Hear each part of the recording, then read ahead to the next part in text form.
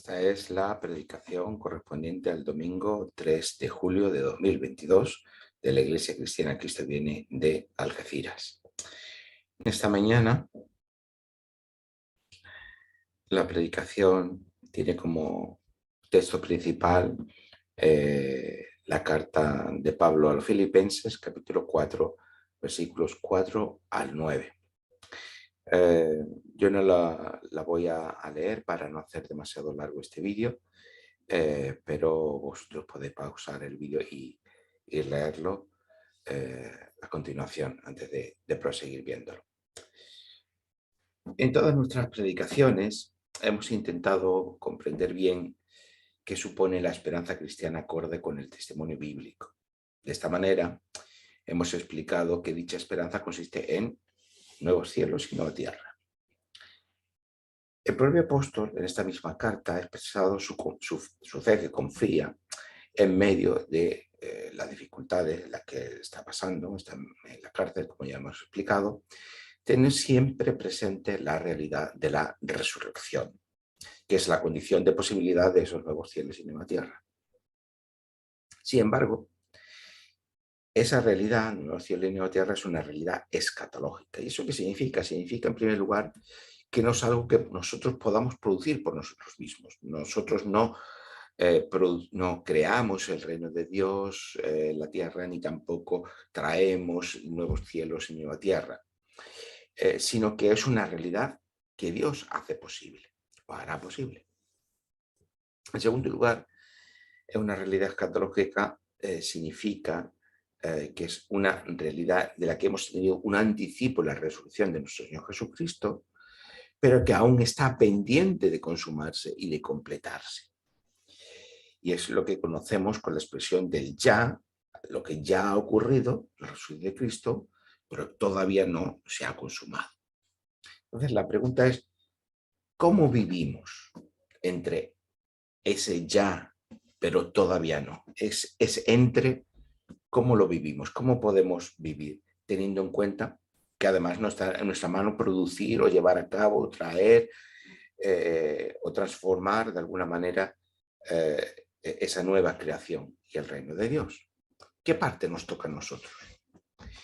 La respuesta es que a las iglesias cristianas, como participantes del pueblo de Dios, guiados y capacitados por el Espíritu Santo y bajo un proceso de crecimiento y de madurez en la fe que confía, nos ocupa la tarea vital de desarrollar unas formas de vida que sean anticipación y testimonio de esa realidad de la nueva creación que confesamos y esperamos. Es cierto que nosotros, las iglesias, no podemos producir el reino de Dios, no podemos traer el reino de Dios según nuestras propias acciones o esfuerzos, y tampoco la nueva creación de Dios. Pero sí es cierto que guiados por el Espíritu Santo, unidos a Cristo por medio de la fe, sí que como iglesia sí que podemos, como pueblo de Dios, podemos y debemos traer un anticipo parcial que sirva como testimonio de esa realidad de nuevos cielos y nueva tierra. Y eso es, digamos, lo que nuestra vida debe encarnar, el anticipo de esa realidad que confesamos y que esperamos. Por lo tanto, es una forma de ese todavía no traerlo a nuestro ya. No es, bueno, como algo que todavía está por consumarse, nosotros podemos vivir indiferentes a ello. No, esa realidad la podemos traer del todavía no, la podemos traer a nuestro ya mediante la encarnación de unas formas de vida coherentes con esa realidad que confesamos y que esperamos. Y eso es lo que precisamente vamos a ver hoy de la mano del apóstol Pablo, ayudado por esta parte última de la carta a los Filipenses, con la que ya vamos a terminar esta serie. Pero antes de eso son necesarias algunas aclaraciones. Habéis notado, si habéis estado atentos en el vídeo, que he mencionado formas de vida que son coherentes con la esperanza de la nueva creación. Pero ¿a qué nos referimos con formas de vida? Pues con ello lo que estamos aludiendo a una serie de patrones, de esquemas, que no solo de pensamiento, sino también de comportamiento. Es decir, no solamente tenemos ideas y por otro lado acciones, sino que formas de vida aluden a que el pensamiento y el comportamiento van unidos. En nuestra cultura es bastante normal separar lo que hacemos de lo que pensamos.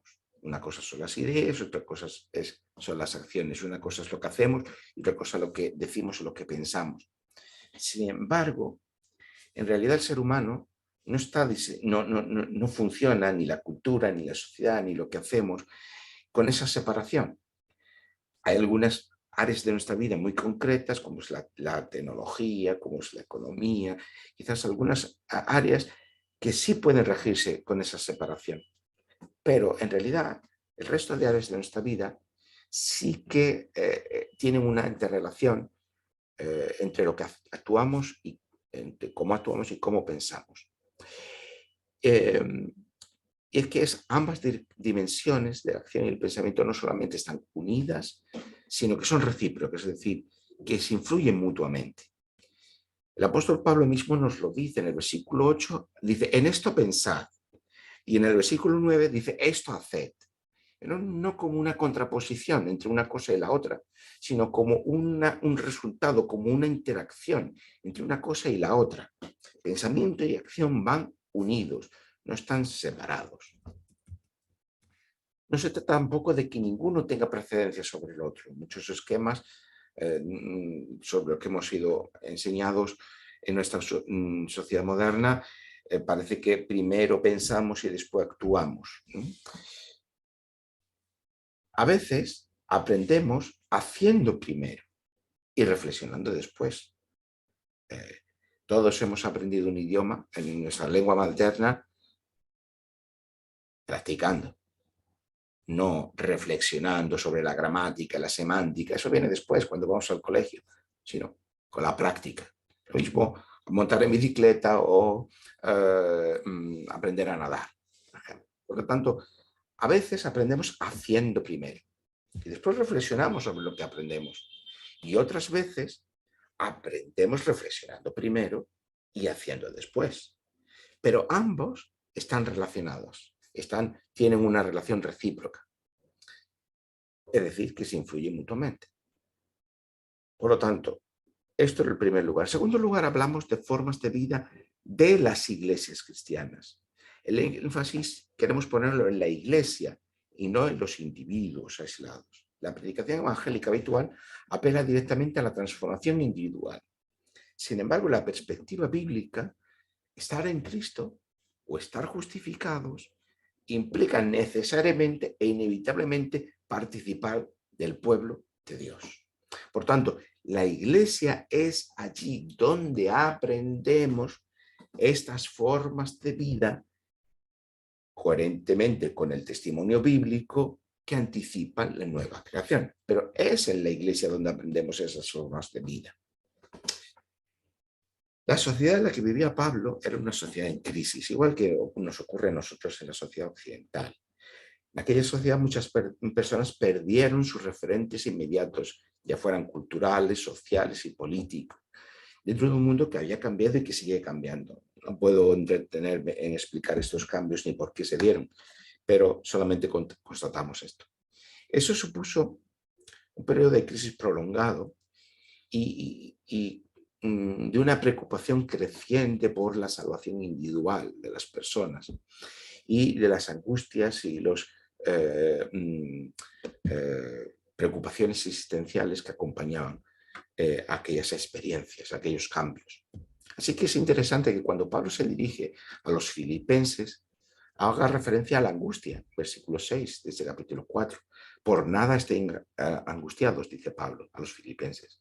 Y no debe entenderse esto como una preocupación particular, como algo que estuvieran ellos experimentando exclusivamente, como algo simplemente de una preocupación subjetiva o algo que tuviera una experiencia exclusivamente emocional, subjetiva o privada, o una referencia general a los problemas de la vida, sino que tenía que ver con aquel contexto social en el que los filipenses estaban insertos. y aquel clima de crisis social en el que se encontraba. Por eso resulta muy interesante por dónde empieza Pablo, ¿no? Cuando ahora en esta parte de la carta Pablo va a hablar de la vida cristiana, vamos a decirlo de esta forma.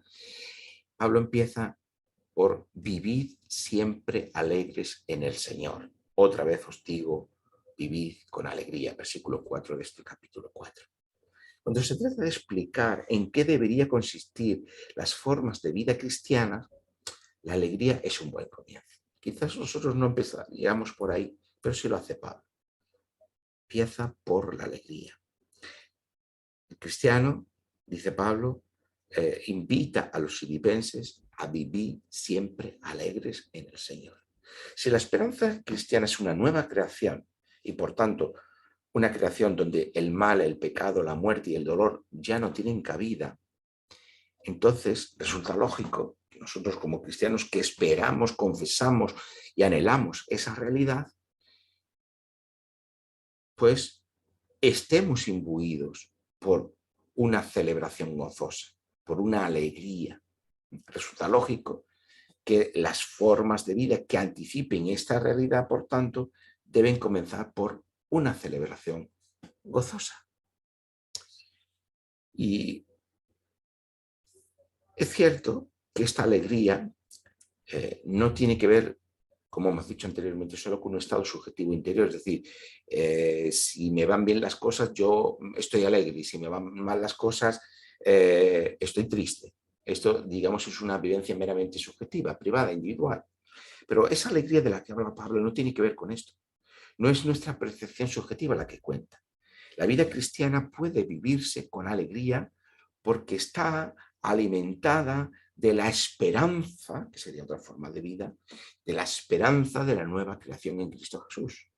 Porque esperamos esa transformación de la realidad, porque sabemos que la muerte no tiene la última palabra, porque confesamos que Dios va a dar consuelo a aquellos que sufren, porque esperamos que el mal y el pecado dejarán de existir porque han sido derrotados por Cristo en la cruz y la resurrección. Por todo ello, la vida cristiana, más que sufrimiento, más que un valle de lágrimas, más que un esfuerzo constante de santidad, más que conflictos y luchas interminables, debe convertirse en una celebración gozosa. Y esa celebración gozosa no depende de las circunstancias, como hemos dicho. Pablo está en la cárcel. La iglesia de Filipos hay conflictos, hay tensiones, hay dos hermanas que se están peleando y Pablo les llama la atención. Viven en una sociedad conflictiva, en crisis. Así que no se trata de que las cosas no se vayan bien para que nuestra percepción subjetiva sea alegre, que es como interpretaríamos desde una óptica meramente moderna cuando decimos vivir alegres y pensamos en esto.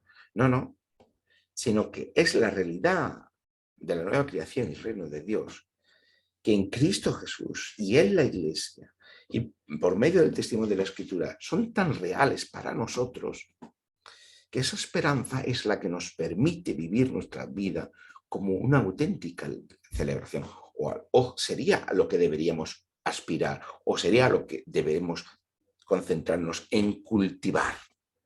Una vida que tiene esa celebración gozosa, no por lo que nos ocurra, no por lo que estemos viviendo, sino porque para nosotros es una realidad esa nueva creación de Dios.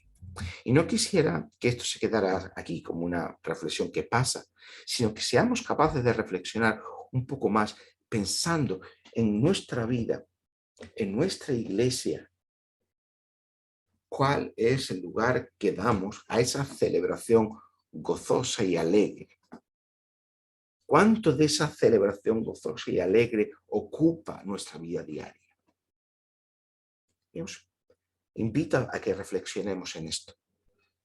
¿Cuánto de nuestro estado anímico, de nuestra vivencia diaria, de cuánto nuestra experiencia no es más deudora de otros esquemas de pensamiento, las circunstancias que nos tocan vivir, tanto individuales como sociales. Esta es la reflexión que quiero dejaros, que hagáis por vosotros mismos. Como ya hemos dicho, Pablo no es ni un iluso ni un utópico, es muy claramente consciente de las dificultades de la vida diaria y del contexto social en el que vive y cómo no podría hacerlo estando él mismo en la cárcel por mor del Evangelio. Por eso hace referencia a las angustias, los problemas, los conflictos que viven los filipenses en ese momento, los conflictos que hay en la iglesia, las angustias que están experimentando por pertenecer a esa sociedad, pero al mismo tiempo les exhorta, que les ha exhortado a vivir con alegría, a vivir de esa celebración gozosa, les exhorta también a afrontar esas angustias y esos problemas mediante la oración. Y fijaos que cuando Pablo está diciendo, te hemos hablado que pensamiento y acción deben ir unidos, ¿no? Cuando Pablo está diciendo a los filipenses que tienen que afrontar la angustia, por nada estéis angustiados, les dice, no les dice que tienen que cambiar su forma de pensar. En otras ocasiones Pablo apela a la transformación del pensamiento, pero aquí no. Aquí les dice que tienen que hacer algo.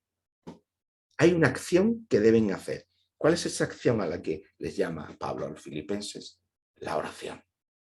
Debemos orar cuando estamos angustiados, cuando tenemos incertidumbres, en medio de las crisis, en medio de los problemas. Y de esa manera, y por medio de esa acción, Dios cambiará el qué. ¿Qué es lo que cambia Dios cuando oramos? Nuestros pensamientos por medio de Cristo Jesús, versículo 7, nuestra percepción subjetiva, nuestras ideas, lo que pensamos, cómo estamos configurados mentalmente. De esta manera, la oración no es solo un medio de intercesión, que lo es, sino un medio por el que somos transformados por Dios en Cristo Jesús. Esto es importante.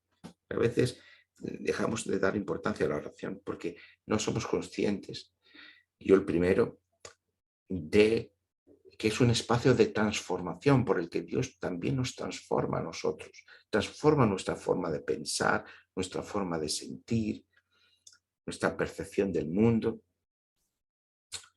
Por tanto, la celebración gozosa que debe ser la vida cristiana, por supuesto, no es ajena a los problemas o a las dificultades, sino que las afronta por medio de la oración. Y los evangélicos somos muy modernos, mucho más de lo que pensamos. Modernos quiere decir que estamos configurados por la cultura y la sociedad que en Europa lleva 300 años desarrollándose. Solemos ser muy racionalistas y muy utilitaristas, es decir, solemos valorar las cosas por la función o la utilidad que tienen.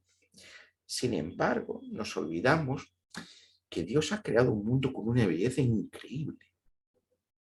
Por tanto, si esta creación primera es de una belleza increíble, la nueva creación de Dios no va a ser menos bella que esta, sino aún más, porque tendrá una belleza planificada. Así que eso nos debería llevar a apreciar allí donde hay creatividad y donde hay belleza. Nosotros deberíamos ser los primeros en ser capaces de disfrutarla, de apreciarla, de valorarla. Porque esa búsqueda de la belleza se encuentra en la expresividad artística y frecuentemente nos hemos olvidado de ella o a veces la admiramos con sospecha. Pero esa belleza de la que hablamos también se encuentra en nuestra vida diaria. Pablo está aludiendo a aquellos patrones de vida que podrían englobarse en esta forma de vida que podríamos definir como búsqueda de la belleza. Como iglesias y como cristianos estamos llamados a la búsqueda de la belleza. En el versículo 8 Pablo lo dice, en esa búsqueda en lo puro, en lo que es amable, en lo que es de buen nombre, allí donde hay dignidad o virtud. Allí hay belleza. Todo eso se puede englobar bajo la belleza. la pureza, la amabilidad, lo digno, lo virtuoso, lo de buen nombre, es bello. Por tanto, buscar la belleza en nuestra vida es, es rodearnos de belleza, es disfrutar de la belleza de la creación, pero es también practicar unas formas de vida que sean congruentes con lo bello. Y quizás si nos preguntáramos qué querría decir Pablo con pureza, con amabilidad, con buen nombre, quizás no podríamos definirlo del todo en su contenido como Pablo lo hubiera definido en su contexto, probablemente no. Pero si tenemos como horizonte la búsqueda de la belleza, de esa nueva creación, y somos por medio de la oración sometidos al Espíritu Santo, el Espíritu Santo nos va a ayudar a ser creativos en todas las fases, en todos los aspectos de nuestra vida, a cultivar esa belleza de la nueva creación. Necesitamos rodearnos de belleza, cultivar la belleza con nuestros pensamientos, con nuestras acciones, con lo que hacemos, también estamos tan alejados de la belleza, de la creación, nuestra vida diaria, poder traerlo a nuestra vida. Creo que esto es algo importante que necesitamos, ¿no? Muchas de las angustias, del estrés en el que vivimos, tiene que ver con habernos alejado de la belleza de la creación. Hasta ahora hemos definido celebración gozosa y búsqueda de la belleza como dos formas de vida que anticipan la nueva creación en nuestra vida aquí y ahora. Pero también podemos señalar otras formas como la bondad, versículo 5, que lo menciona Pablo, o la justicia y la verdad en los versículos 8. Al igual que Dios ha creado una creación bella, también la creó originalmente buena. Y por tanto, una nueva creación es una creación con una bondad restaurada. Así que otra forma de vida cristiana importante es la búsqueda de lo bueno. Hemos hablado de la búsqueda de lo bello, la búsqueda de lo bueno. Acerca de la justicia como forma de vida cristiana, habría muchísimo que decir, pero solo quiero recordar hoy que el cristiano vive entre la realidad entre ser declarados justos, no somos justificados, somos declarados justos por gracia, por medio de la fe, y la de ser hechos justos en el día final. Por tanto, en Cristo somos justos, santos, reconciliados, redimidos, sabios, como nos dice el propio Pablo en la primera carta a los Corintios, capítulo 1, versículo 30, aunque en nosotros el poder del pecado sigue estando actualizado por nuestras acciones y nuestros pensamientos. Así que debemos abandonar el triunfalismo, la hipocresía, que también no es otra cosa que una escisión entre pensamiento y acción, o la angustia, la frustración o el quietismo. Precisamente, ¿por qué? Porque somos justos, somos declarados justos y en Cristo somos justos, santos, reconciliados, redimidos y sabios. La máxima luterana de ser justos y pecadores al mismo tiempo pone las cosas en su sitio en nuestra vida. Claro, nos hace ser dependientes de Cristo, porque en Cristo somos todas estas cosas, pero no en nosotros mismos. Y por lo tanto, como no lo somos en nosotros mismos, pero sí lo somos en Cristo, debemos estar dependientes de Cristo y debemos estar sometidos a la guía del Espíritu Santo. Y eso nos hace tener una moderada prudencia en nuestra vida, no creyéndonos nada, ni tampoco, ni nada más, ni nada menos, ni nada superiores y tampoco nada inferiores, tampoco. Sabiendo que no estamos exentos de caer o de equivocarnos, pero que cualquier error o caída no será nunca definitivo.